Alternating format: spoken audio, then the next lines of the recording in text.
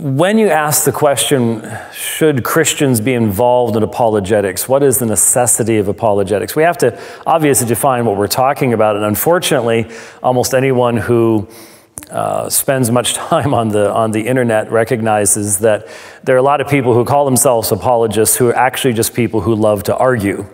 Apologetics, in its classical definition, is giving a reasoned defense of the Christian faith, and that's actually something that all Christians are called to be able to do. There is no office of apologist. There is no position in the church as apologist. In fact, all of the elders, according to the requirements of the elders in Timothy and Titus, are to be able to give an answer and to refute those who contradict the truth. But Peter says that all believers are to be ready to give an answer, a reasoned answer for the hope that's within them, yet with gentleness and reverence under the lordship of Jesus Christ, which is the first part of that verse, which is most important. And so in our day, the importance of doing apologetics is rather simple. We live in a day of massive truth decay.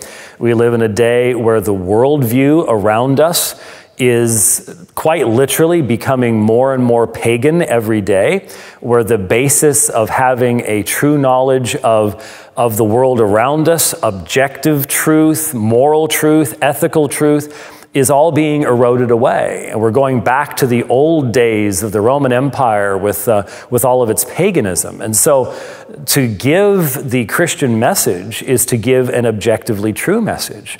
We say that there was an empty grave. We say that there was a cross upon a hill called Calvary, that this happened in history, that God has actually acted.